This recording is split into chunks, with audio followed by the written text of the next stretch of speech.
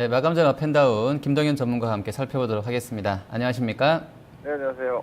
네, 자, 장중에 7%나 이제 급락했던 중국 상해 종합지수 지금 오후장 개장하면서 낙폭 빠르게 줄여갑니다. 지금 3,857선까지 올라오면서 장중 고점 경신해주고 있습니다. 우리도 오전장에 중국 증시 개장 또 중국의 서비스업 PMI 발표되면서 좀 출렁임이 있었었는데요. 현재는 낙폭 좀 줄여놓고 있습니다. 자, 오늘 시황 좀 어떻게 보고 계십니까? 네, 일단 종목별 흐름으로 차별적인 움직임이 계속되는 것 같습니다. 사실 중국 말씀하신 중국 시장과 우리나라 시장 지수의 연동성은 신경 안 쓰셔도 되는 상황이고, 중국은 지금 레버리지에 대한 청산 흐름이기 때문에 경기 내적인 요인으로 국내 시장이 흔들리는 요인은 아니라고 보시면 될 것 같습니다. 하지만 시장 전반으로는 그리스는 저 개인적으로 크게 의식은 하지 않지만 주말 불확실성을 앞두고 시장 자체는 좀 관망 형태 움직임이 좀 나오고 있는 것 같습니다. 제 기본적인 포지션은 아직까지 장은 급할 게 없다, 이런 관점으로 보고 있고, 그 흐름이 크게 바뀌는 건 없는 것 같습니다. 네, 자, 종목 보겠습니다. 오늘도 거래소 코스닥 다 공이 지금 제약주들 상당한 흐름 보여주고 있습니다. 그 중에서 한미사이언스 연일 신고가 오늘도 아주 급등권인데요. 이 종목 어떻게 보십니까?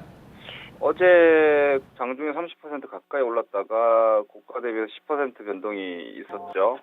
이게 지금 시장에서 세력들이 상한폭 30%를 적응하고 있는 것 같습니다. 어떤 식으로 움직일지에 대해서 약간 적응을 하고 있는 모습인 것 같은데, 내용 좋고 성장에 대한 기대감 충분히 반영돼 있지만, 기술적으로 봤을 때 이제 이런 자리는 더 오르더라도 언제든지 고변동이 나올 수 있기 때문에 이제 신규 접근을 할 자리는 아닌 것 같고요. 더불어서 기술적인 구조가 위쪽으로 이렇게 과이격이 좀 벌어진 상태이기 때문에 주도주군들이 이 정도의 움직임이 보통 나오면 경계를 시장 전반으로 좀 하셔야 되고, 제약주가 만약에 여기서 흔들릴 때 제약주보다 약했던 종목군들로 빠른 확산이 이루어지지 않는다라면은, 순환매가 강하게 다른 쪽에서 매기를 받아주지 않는다라면은 제약주가 꺾이는 시점이 체감 전반적으로 좀 차가워질 수 있는 시점이라는 점에서는 한미사이언스가 어느 시점에서 5일선 이탈 흐름이라든지 이런 부분들이 나오는지를 계속 좀 지켜보실 필요 있을 것 같습니다. 현재 시점에서는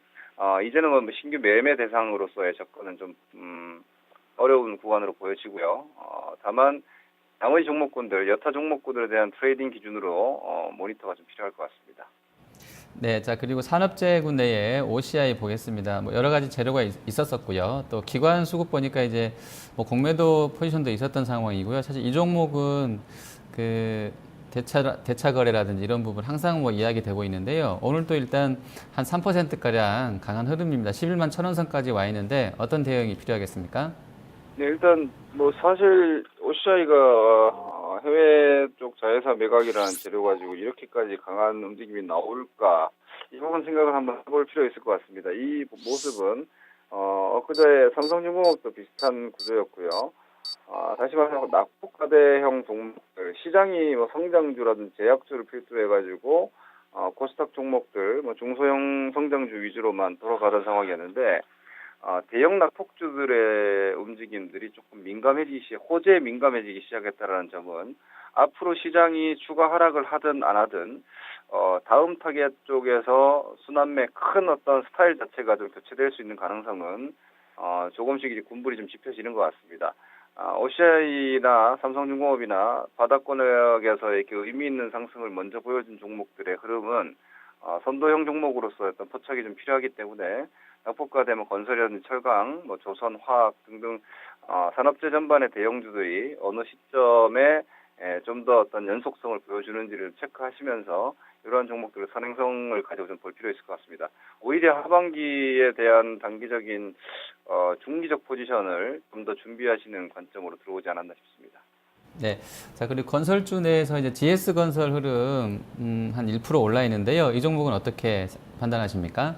비슷한 유형인 것 같습니다. 이제 조선주라든지 그리고 재에너지 관련 화학주들, 소외돼 있던 낙폭주 쪽에서 건설주도 하나의 큰 역할을 하는 포지션이기 때문에 사실 재료도 크게 없고요. 하지만 지난 4월 이후로 주가가 이미 한 30% 가까이 빠져 있는데, 작년도 하반기 내지는 연말 저점권역에 근접해 있는 종목들, 그런 종목들이 지금 바닥권역에서 계속해서 좀 예열 구조가 들어있는 것 같습니다. 이렇게 되면은 시장이 설령 추가 하락하더라도 이쪽에 대해서 큰 데미지는 없을 거라고 예상되고요. 오히려 시장에 대한 걱정, 미국 금리라든지 미국 시장에 대한 우려감이 좀 완화되는 움직임만 나온다라면은 오히려 하반기 시세는 뭐 이쪽으로 조금 편안하게 좀 들어갈 수 있는 시점으로 예상하고 있기 때문에 아직 본격적인 진입 의견을 드리기보다는요. 이쪽에서 뭔가 변화들이 좀 나오고 있다는 관점에서 계속 환기가 좀 필요할 것 같습니다. 네. 자, 연결해서 하락 쪽 보도록 하겠습니다. 오늘 삼성전자 먼저 봐야 될 것 같은데요. 일단 가이던스 좀 이제 낮춰지게 되면서 주가는 한 2.3% 정도 뭐 밀려나 있습니다. 실적이 다음 주 이제 화요일 날 발표 예정이라고 하는데요. 뭐 어떤 대응이 좀 낫겠습니까? 삼성전자의 개별 실적도 있지만 지수의 역할도 하고 그리고 지배구조 관련해서도 삼성전자가 아직은 많이 올라가서는 안 되겠죠. 오너 일가 입장에서는 그런 여러 가지 복합적인 분석이 좀 필요할 것 같은데 일단은 시가총액 1위로서의 역할을 계속 봐야 될 것 같습니다. 삼성전자가 지금 지수는 올라왔는데 삼성전자가 둔하면 사실 체감은 좀 괜찮은 거고 반대로 지수가 올라왔는데도 삼성전자가 계속해서 이렇게 발목을 잡을 경우에는 시장 관점에서의 추가 상승은 좀 쉽지는 않을 겁니다. 이 관점에서 보면 지수에 베팅을 하거나 혹은 지수의 상승과 연동하는 대형주에 대한 베팅 포인트를 잡기가 조금 모호해지기 때문에 시장의 어떤 방향성 부재 요인으로서 당분간 좀 지켜보실 필요가 있겠고요. 삼성전자가 좀 더 편안한 어떤 저점에 대한 인식이 좀 필요하지 않을까. 그래야 대형주 전반이라든지 지수 연동형 매매가 좀 수월해질 거라고 보고 있습니다. 네. 자, 다음 셀트리온 보겠습니다. 오늘 또 뭐 제일모직은 올라갑니다. 제일모직은 한 3% 오르는데요. 셀트리온은 좀 밀리고요. 뭐 바이넥스 같은 경우도 한 8% 올라가는데 약간 좀 다르게 움직임이 있는 것 같습니다. 셀트리온의 하락 어떻게 보십니까? 제약주가 이건 이제 에너지 관점에서 접근인데 사실상 이게 아주 뜨거운 상황이라면 사실 제약주는 지금도 너무 뜨겁게 움직이고 있는 상황인데 이것이 함께 연동될 수 있는 코스닥에서의 바이오라든지 혹은 헬스케어 쪽의 움직임은 크게 둔화된 모습이고요. 미국 길리어드 사이언스라든지 IBB 같은 경우에도 지금 사실 고점을 좀 터치하는 모습을 분명히 보여주고 있기 때문에 현재 유동성을 가지고 그냥 푸시하고 있는 제약주 흐름이 약해진다라면은 먼저 약해진 코스닥에서의 헬스케어라든지 바이오 종목군들은 여전히 매매 관점에서는 조금 리스크 관리를 하실 필요가 있겠다고 보여지기 때문에 제약주를 보고 코스닥에서의 바이오라든지 헬스케어를 배팅하는 거는 지금 별로 좋지 않은 전략인 것 같습니다. 네. 자, 그리고 현대차 보겠습니다. 지금 6월 판매량 나오고 나서는 6월 판매량 집계 나오고 나서는 주가 흐름이 그래도 많이 또 밀리지는 않아요. 한 13만 원대 초중반은 계속 유지가 되고 있는데요. 이 종목은 어떤 대응이 필요하겠습니까? 여러 가지 현대차 같은 경우에는 숏도 붙어 있고 그리고 녹인 배리어도 좀 이탈된 상태에서 아직까지 좀 남아 있는 물량도 있는 것 같고 등등. 하지만 주변 상황으로 봤을 때는 사실상 가격적인 메리트, 밸류에이션적인 메리트가 가장 큰 업종으로 들어가고 낙폭과대 구조로 봤을 때 기술적 구조로 봤을 때도 현재로서는 단기 낙폭과대가 가장 심한 종목군이 된 것 같습니다. 하지만 구조적으로 봤을 때는 전반적인 미국의 어떤 경기 개선이라든지 혹은 엔달러 환율, 즉 원엔 환율의 구조 역시도 이전보다 오히려 좀 양호해지고 있는 상황인데 현대차가 반등이 전혀 지금 반응이 없다라는 측면은 OCI라든지 삼성중공업 같은 종목에 산발적으로 일단 낙폭과대 쪽에서 호재 민감도가 나오고는 있지만 좀 더 크고 좀 더 큰 자금이 움직여서 낙폭과대를 해소시켜줘야 되는 현대차의 움직임이 제한적이라는 점은 아직은 뭔가 조짐은 조금 보이고 예열은 하고 있지만 본격적인 낙폭과대주의 어떤 반등의 출발점은 아니라는 점을 좀 인지할 필요가 있을 것 같고요. 오히려 현대차 그룹 쪽에서의 반등이 좀 의미 있게 나온다라면은 전방위적인 낙폭과대 우량 대형주들에 대한 반등 흐름들이 좀 더 연속적으로 시작될 수 있지 않을까 예상하고 있습니다. 네.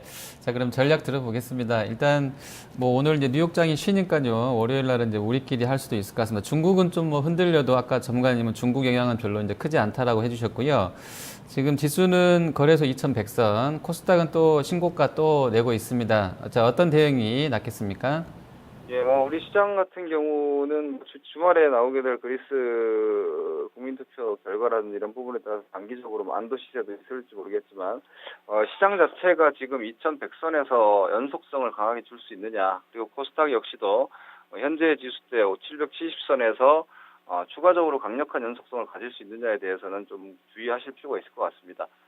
주식이라는 게 버텨내고 있는 게 중요한 게 아니라 추가 수익이 가능할 때 위험 관리 또한 수월해지기 때문에 현재는 고변동 구간이라고 저는 여전히 보고 있습니다. 특히 제약주 같은 경우는 좀 비이성적인 시세까지 붙어 있기 때문에 이러한 고변동 구간에서 약간 보수적으로 며칠 보신다고 해도 크게 아쉬울 건 없다라는 관점이고요. 중장기 관점에서 오히려 지금 성장 과열주들을 주목해서 트레이딩을 그동안 유지했지만 이제는 중장기 관점으로 봤을 때 낙폭과대주, 경기 민감주 쪽으로의 매수 시점 포착하는 것이 조금 더 하반기에 좀 수월한 전략이 되지 않을까라고 보고 있기 때문에 두 가지 매매 관점, 단기 매매는 오히려 과열을 좀 경계하시고 중장기적으로는 하반 경직에 대한 안정성을 좀 더 지켜보시면서 중장기 대형주들에 대한 배팅 포인트를 좀 조율하시는 게 더 유리할 것 같습니다. 네, 알겠습니다. 오늘 말씀 잘 들었습니다. 네, 고맙습니다. 네, 김동현의 마감전 어펜다운이었습니다.